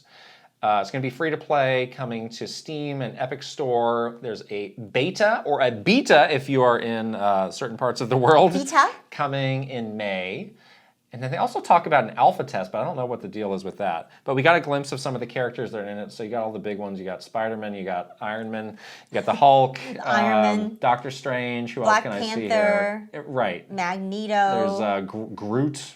Rocket, so I think all the ones that you would expect. It's good that they're not holding back from this. Yeah. I was like, NetEase is a name that I have heard of, but I don't know exactly what they have done. So I did check on that, and they have a pretty extensive library of games. So they did the mobile version of Diablo. Okay, that's very good. That you played and liked. Very good. And they've also done a lot of games that are kind of like this and are also licensed but did not release in the U.S. So there was another Marvel game that they had worked on that I think it was just released in parts of Asia. Oh, Asia. Seems like they have a lot of games that are specific to the Asia region. But they had a lot of... Mobile games is so big there. Right. So, but the PC and mobile, but they had a lot of experience with this sort of licensed game. It seemed like they had worked also on a Harry Potter game. Interesting. The specifics are unclear to me, but they seem like they are also kind of licensed to publish certain games in China. Like they was noted, like they have the rights to Minecraft in China. Oh. So they're a big deal. Wow. Right. So and this is presumably a full worldwide release, and this could be cool. I'm cautiously optimistic. I'm cautiously optimistic about this game feels really, I mean, I'm sorry, this franchise, these characters seem really perfect for this type of game. So that's good. It seems like Overwatch has kind of squandered its, all the excitement that was around Overwatch, and they've just been chasing esports so much to an extent that like more casual people like us just can't feel the need, just feel like we're totally locked out. Yeah, just feel locked out of that game. So I think there is a place for something like this that is a bit more, for everybody. Eventually, these online games become more hardcore as time passes. I don't know if that code has been cracked of, keeping something super accessible, but early Overwatch felt like it came... Pokemon Unite. When was the last time you played that? But I mean, I don't feel like I would be not able to jump back in though. You should try it and find out and report back. Is it going to be like really hard? And then play some League of Legends and report back too. No. Pokemon Unite is the only thing I'm willing to retry. Yeah. But this feels like a But don't you agree? Like early Overwatch felt like it was kind of succeeding miraculously, and everybody can play this. There's all these different roles. Everybody has a favorite character. Yes, I agree. This is kind of succeeding in a lot of ways that other games haven't. Yeah. And it's a lot to put on this game to say like, oh, this is going to be the one to do it, but. Be the one to do it. I'm glad at least somebody's trying, and this is a cool new genre for Marvel well, to be in. Well, guess what? When it's a new game, everyone starts from square one. So there's that. Yeah. At least you have that. Yeah, so I'm looking forward to see more about that. Another big story last week was the exodus, the exodus from Embracer. And I'd say one of the biggest studios that they had was Gearbox. And they have now been acquired by Take-Two, which... At a significant discount. Honestly, this is probably what should have happened all along, because I believe Take-Two had published all of the Borderlands games, and they had a long existing relationship with them. So I don't know why Gearbox wanted to get acquired in the first place. Maybe they've spoken about that, maybe they haven't. But that always seemed like kind of a strange move when they had that existing relationship and seemed to be going well with Take-Two. So yes, they bought Gearbox in 2021 for $1.3 billion. Take-Two has now paid $460 million, so that's a significant difference. Discount. There are some kind of fine printy things here, though, that are noteworthy. So Embracer does keep some parts of the business. There's kind of Gearbox Publishing, which is based around here. We know some people who work there. Yeah. So that's going to continue as part of Embracer. They have the publishing rights to the Remnant franchise. Remnant 2 was a big hit last year. True. Yeah. And then a couple other games, and then they also have some unannounced games that they say that they're going to keep. So I'm sure they're trying hard to, keep as much value as they can out of this and not take a bath to the extent that they can. But things continue to go badly for Embracer. Oh, Embracer. Kind of saw it coming. Totally saw that coming. Embrace this. They're trying to escape the deadly embrace of Embracer. I mean, but Borderlands is a big deal. There's a Borderlands movie coming. I know. It's got some really legit actors in it. I was kind of surprised. We are huge Borderland fans. Well, we have played so much I don't know if I would say that about myself anymore. Remember you in the Clapbot? You love that Clapbot. I dislike you hated Claptrap. Claptrap. I really don't like Claptrap. We played so a lot of Borderlands 2 together. We did so and much. I have not played a Borderlands game since. That was 10 plus years ago. That was fun. I really would not count myself as a huge Borderlands fan, but I did like that game. You liked Borderlands 2. We played so much Borderlands 2 for a long time. Borderlands 1 and 2 were pretty big deal. So good. Those were legit good games for a while, but then they got a little weird. It got a little bit too much. Yeah. Uh-oh, there's been a leak. This time it's the disc-less Xbox Series X. Our favorite Wario 64 has a photo of it here. Seems to be pretty much the same thing, but just minus the disc drive. Yes. Price is presumably going to be the same, $499. Oh, improved there's an improved heatsink, thank goodness. Thank God. I'll be sure to upgrade for that. Heatsink. But otherwise, no major enhancements, and kind of noted, planning for release this summer. So, okay. So the thing that's interesting about that is, this is not the holiday hardware that Sarah Bond mentioned in the Xbox business update. This is something else. Yeah. This is something else. This is something else.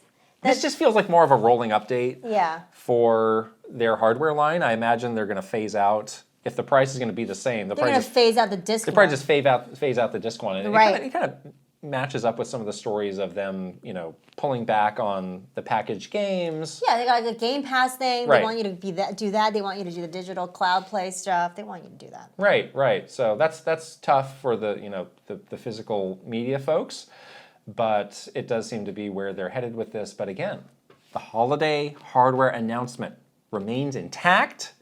Handheld. I've seen Phil Spencer's been out there again talking about his ideal Xbox handheld. Ooh-wee. I mean, you might as well just come out and say it if you're going to go to this extent to tease it. It's going to be like a handheld cloud Game Pass machine, no? You think? Well, I mean, more than Game Pass, I would hope. Okay. If you can, store and play some games on. Not everybody's on just Game Pass. That's true. Yeah. Just, built from the ground up to play Xbox games. I don't think that's something that I would be interested in.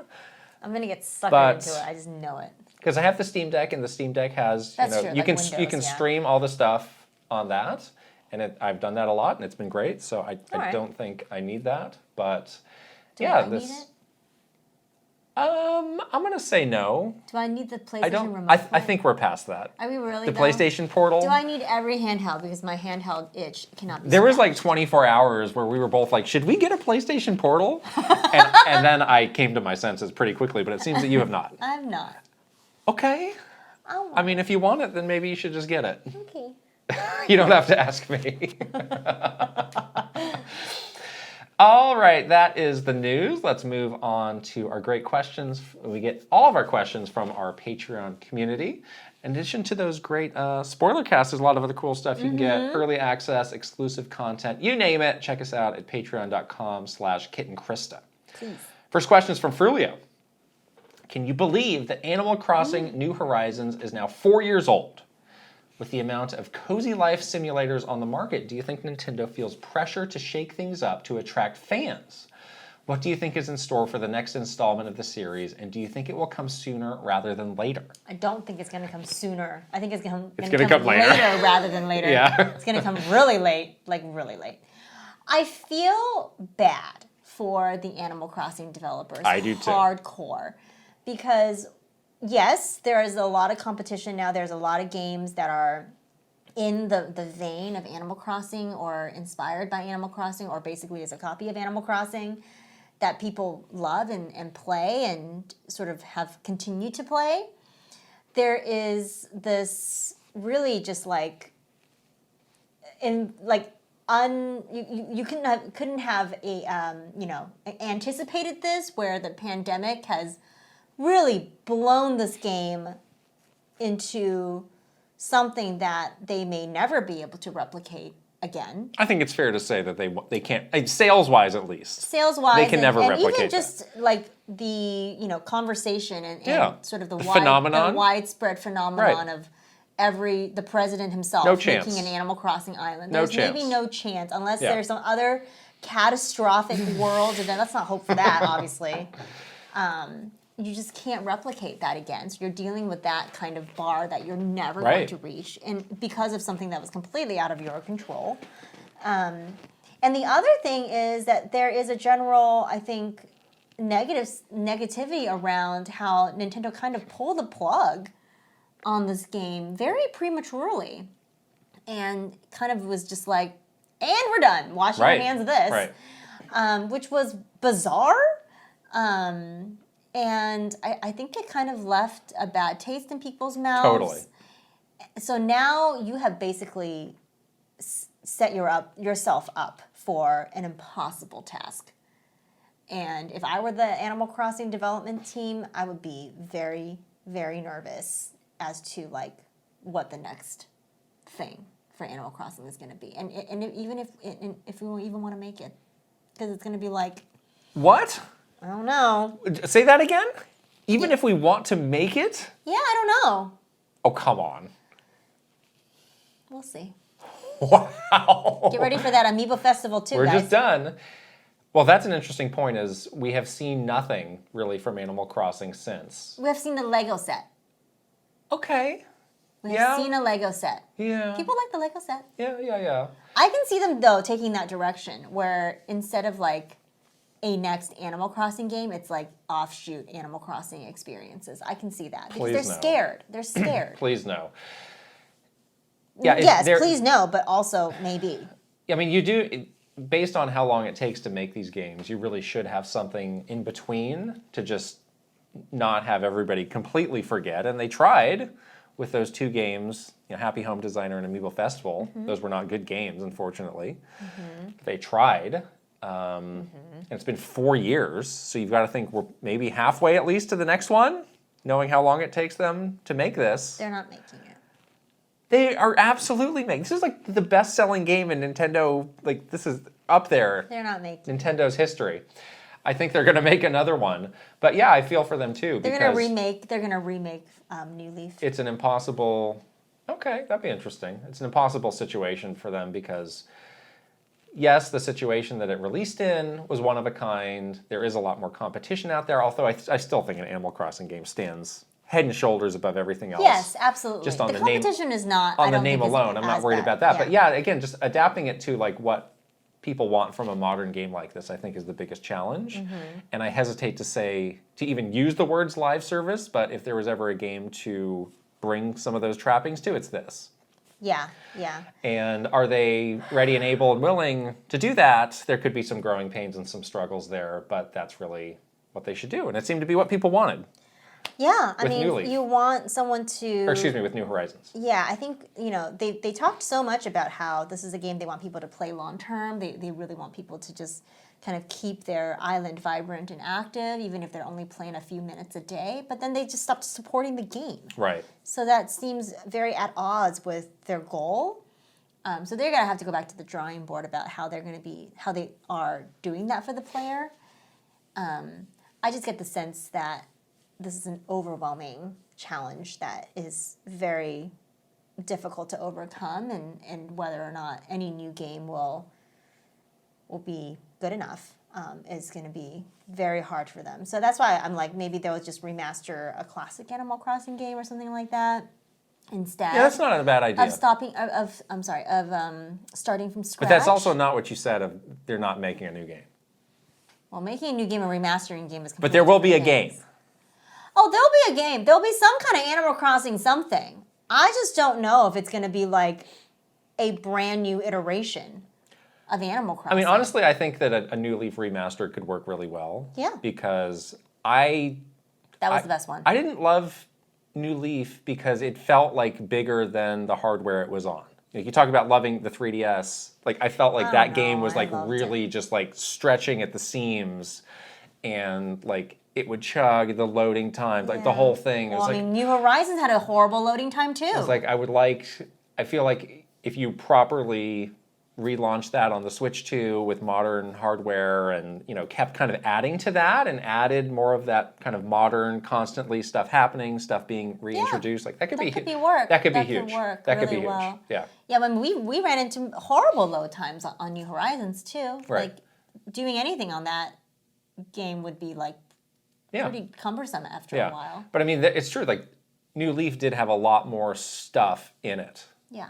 Than New Horizons did by the time it was all said and done. Yeah. So I like that idea. Yeah. I feel like a new game from scratch is probably not what they are thinking because it's too scary and just not going to work. So we'll see what happens. Maybe that's something we should bet on. Okay. Later. We should decide what the terms of that bet are. But I think I'm down for that. All right. Yeah. I'm down for that. Bad Moon Horizon is next. To the Kit and Krysta. Why don't publishers with a classic game backlog just reprint those games? I would think if someone like Capcom or Konami were to reprint maybe one or two older cartridge or PS1 games in the low thousands every year, I feel pretty confident they would all sell. I know most would say those systems are no longer sold, but that doesn't stop people from buying them used online at high prices, like Chrono Trigger. And some cartridge systems are still being sold new with clone systems. Companies like Limited Run do this regularly and are infamous for selling out, so there must be some kind of market for it. So this is not just, this is on the original medium. Yes. So if you're selling a PS1 game, you are making a Reprint PS1 disc. more PS1 discs. Correct. Yeah. Interesting idea. Interesting idea. Definitely, there is a market. How large that market is probably hard to say, but there is people that buy these kinds of games. Just look at eBay, though. You can find out. Look at eBay. You can see what the secondhand market is for some of these games based on the price. Right. in some cases. Because they don't make them anymore. Right.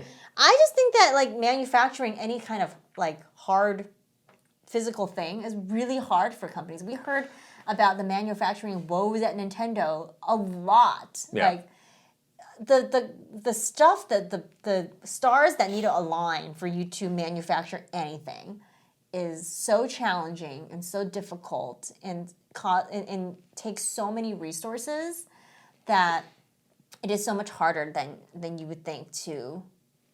It's not like there's like a factory line ready to go for this PS1 game that hasn't been a system that hasn't been supported for, however many years, right? So it's just really tough, I think. Physical media and manufacturing things is just really, really hard.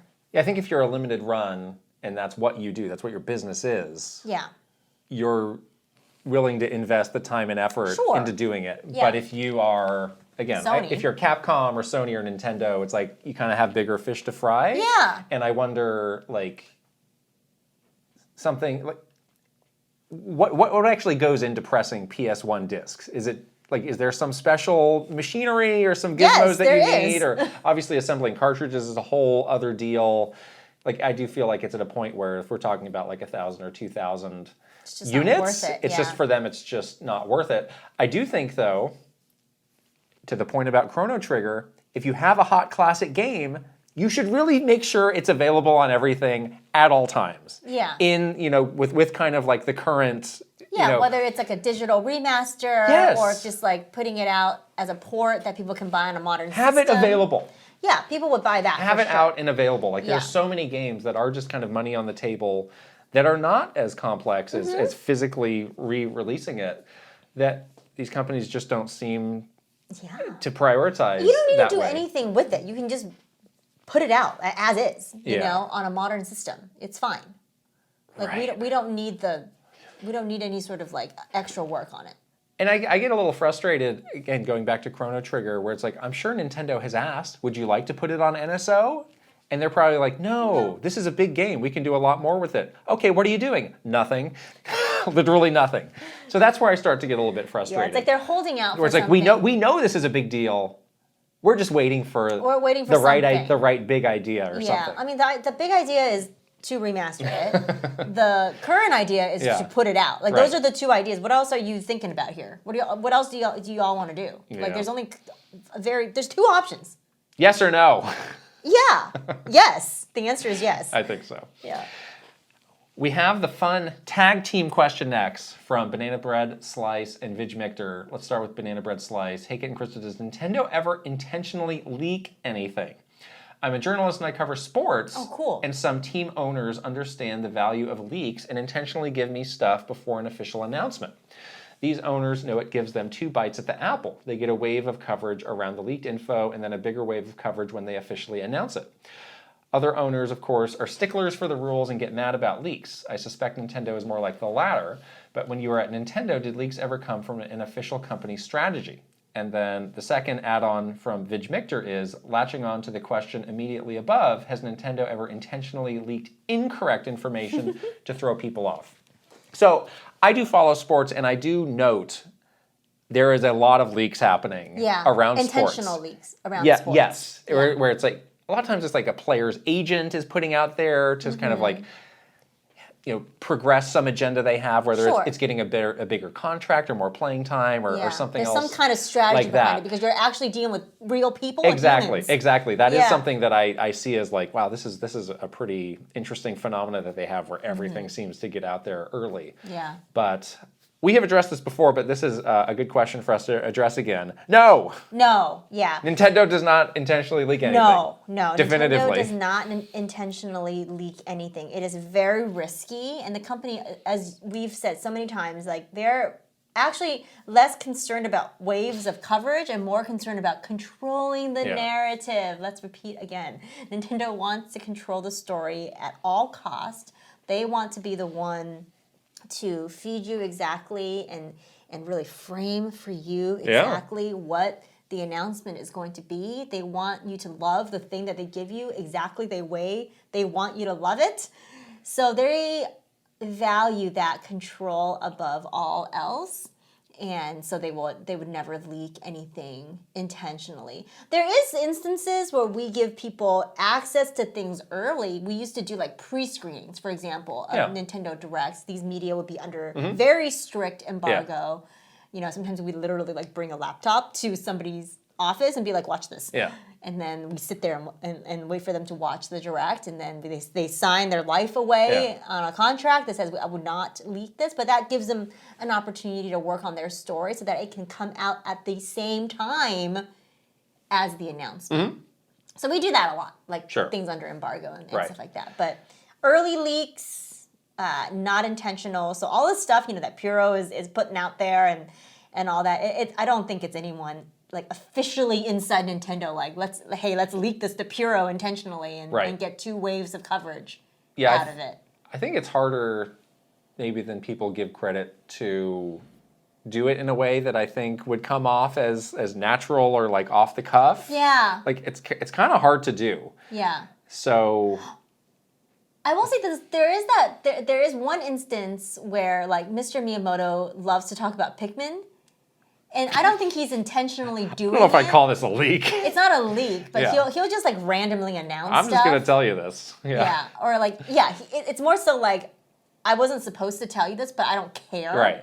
And I'm going to tell you this. Yeah. Or like that one time when I think it was Reggie that told Rich George from IGN at the time about Fire Emblem. Right. He was just like, I'm just going to, We're doing this. I'm just going to tell you. I'm just going to tell you. I don't care right now. Like, I'm not leaking it on purpose. I'm literally just telling you the announcement. Right.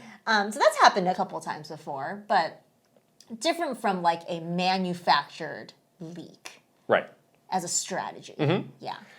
So the second question. Yeah, this one's great. Intentionally leaked incorrect information. I really want them to start doing this. So this is even more challenging than the first part of this question, which they're not really equipped to do. I mean, I can't say definitively. I mean, that is a way that you can combat leakers. Right. Is give people false information. Right. And see who starts reporting on it, or give people different leakers different information, see who starts reporting on it. Yeah. So I can't say I don't think they do. I can't say definitively. I certainly didn't do it. It certainly wasn't our team doing it. Yeah, but our team wasn't doing this. I doubt it. Some might have. I mean, there's complicated disclosure processes at Nintendo where, like, we've talked about this, where, like, it's very much a need-to-know basis on confidential information. If you do not need to know, then you don't know. There's code names that are used within Nintendo that, you know, NX was a code name that was used inside Nintendo and then publicly announced. So Nintendo does do like those kinds of things internally to control the flow of information. So if they wanted to get smart or get like, you know, like secret agent and catch some leakers, they could do this strategy where, like, you know, you give out like the wrong code names to people and see who comes out with that info. That companies do that. There have been some things where, you know, it kind of had heat of like this rumor of this thing, and then it died off, and people are like, "Oh, that was a fake leak. Bad info given by Nintendo." I don't know. Yeah. I'm skeptical. Yeah. But that is something that I think Apple does this very frequently, where they have like different OS code names. Yeah. So, I mean, that would be fun if I was inside. I mean, Nintendo. Apple is literally playing whack-a-mole with leaks. You cannot stop them all. You can't stop them. But yeah, they're of the same mindset where they probably get super duper mad when it does leak. Yeah. So I can see it. Exactly. Okay, next question's from Kyle Gamer. When Nintendo announced Labo, what were your reactions to it? Do you have any favorite sets? And Kyle Gamer was at PAX East, we learned, and went to a whole panel about Labo, which spurred this question. Yeah. I remember there was like widespread excitement when Labo was announced. Yeah. I think when we first saw it too in like a cool setting where we did have a chance to like play with it right then. What setting was this? We were at the marketing conference. Oh, that one. Remember? Yes. Yeah. Where we were literally surrounded by armed guards. It was, someone had a gun. It was This is not necessary. Not a cardboard We gun. got some cardboard in here. It was a real gun. I was like, whoa. Okay. Not shooting cardboard bullets, no. It was a real gun, like multiple guns. Yeah. I was like, why this was is that kinda necessary? scary. I don't know. I kind of have another story, but I don't know if I should tell it at all. So I will We'll talk about that later and see I'll if you keep can. I keep my mouth shut Yeah. until we have a discussion about whether or not I can talk about that Okay. story. So anyways, we were at this event and they had just announced that we were coming out with Labo. And they were like, and good news, you'll get a chance to play with it like right now. We're like, awesome. So we were all sitting in this big, conference room playing with like the sets and really like getting our hands on the sets and understanding, because you do need to like touch it to Yeah. if you just hear like a bunch of cardboard, it kind of sounds weird. And the development team was there to like, from Japan too, to like watch our reactions Right. to it. I remember the danger of not letting any scrap piece of cardboard leave that room. Remember, there was like armed guards standing over each of our little tables. That was like, make sure you take all your little, like, when you Yeah. like take the Little pieces scraps and stuff. off. Yeah. There's like those little like dots Yeah. or whatever. Yeah. Like we had to like really make sure that we didn't drop any on the floor, and then they didn't like get tracked into our bags. You didn't like accidentally trap it on the bottom of your shoe and walk out the room. Like it was a big deal. Like I was like on the hands and knees, like making sure all the cardboard Sounds like a great time. cardboard bits Yeah. were all accounted for. But yeah, the reactions were like overwhelmingly excited Yeah. and positive. I and- put myself in that category. yeah, me too. Yeah. Oh, you too, really? I was excited about it. Really? Like the At what first- point did you get less excited? Then I started to like think about it more, and then I realized the issues. Like Because you're one of the most notable Labo haters. yeah, Out there. I started to really like see the cracks pretty fast. Okay. Like that first day when we were building it, I was like, this is cool. I can Yeah. see this being like really fun. And then like a week later, there was like all this discussion about like the price point, and then like how no stores would take it because they didn't have shelf space for it. And then there was like, what are we gonna do with this afterwards? Like, what are we gonna do with all this trash afterwards, basically?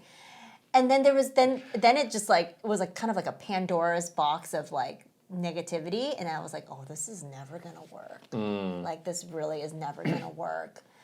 Like there's too many. I mean, it was cool for like 4 hours, but then what?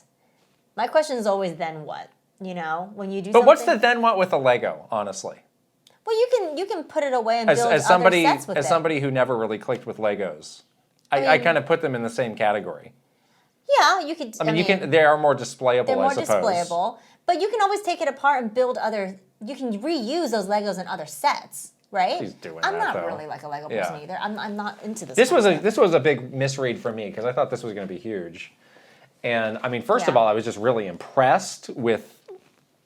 Like you can make this stuff out of cardboard, like, and seeing like how elaborate the construction was. I was like, Construction was really cool. like, what kind Yeah. of like engineering genius do you have to be to even figure out how all these pieces go together to make this thing? It's like industrial design. Right. So I was level. just super impressed with that stuff, yeah. from the start up. And again, like it was like understanding like Lego, like so many people love building those, and really like that seems to be the exciting part of Lego for them. It's like, yeah, this kind of puts you through that same vibe. And then you were like following the directions on the Switch, and then it comes with these games. I was like, God, this seems like this is a whole new like genre. kind of genre, a Yeah. whole new category that is being created before our eyes. And it is so true to the Nintendo spirit. It felt like it had a lot of opportunity, but you were ultimately right about all of those things. And it was too expensive, and it was too fragile, and it was too big for people to store. So you were right on about that. I don't think they're going to be going back to it anytime soon, but part of me is like, maybe there's some other way they could have I don't know. tweaked or adjusted this to be better. Yeah, it was so like you can tell that these things is such a gimmick, like such a flash in the pan gimmick.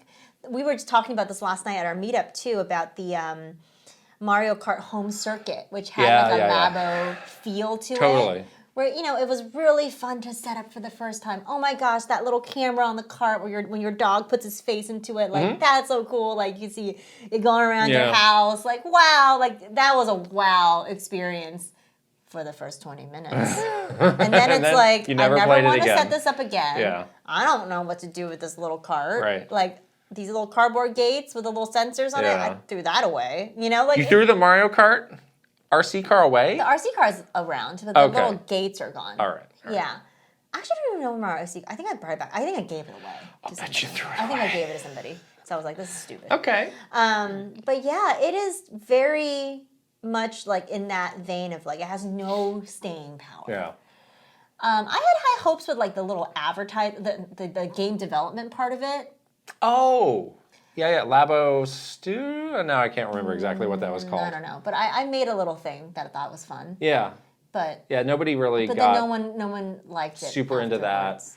First favorite sets, I think the vehicle set was maybe the best of actually having some game. Did you like the little VR one?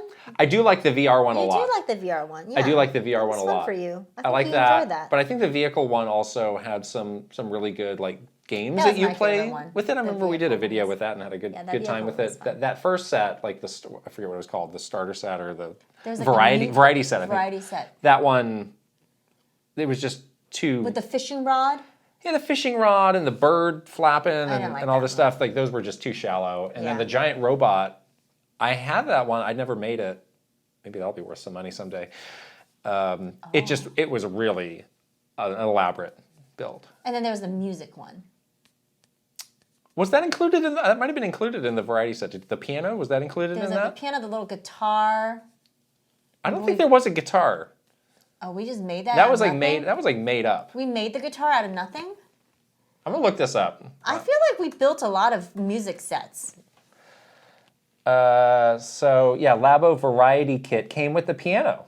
Okay, so then we basically made a guitar from scratch. Came with the fishing rod. Came with that little vibrating bug thing.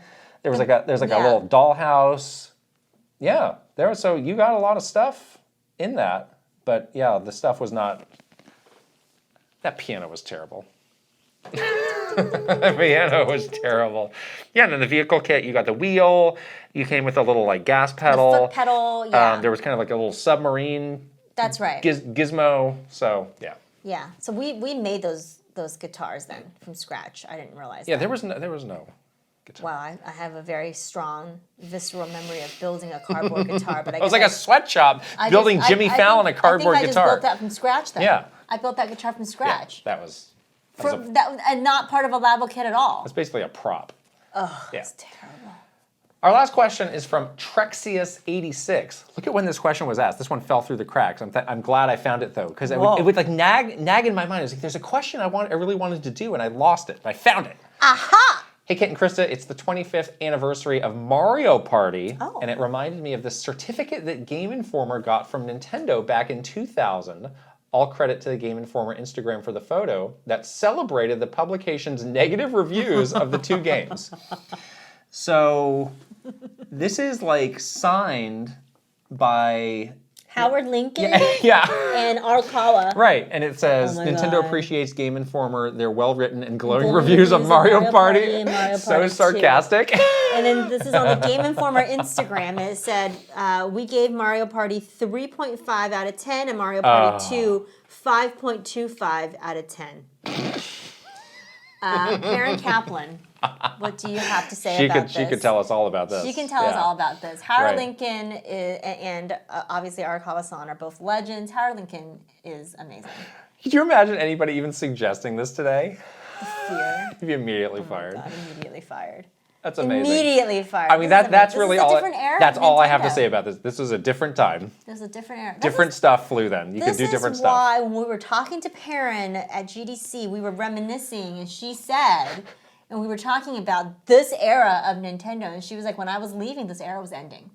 And I was not interested in the next era. And I would say the same thing happened with us. When we were leaving, an era was ending. Yeah.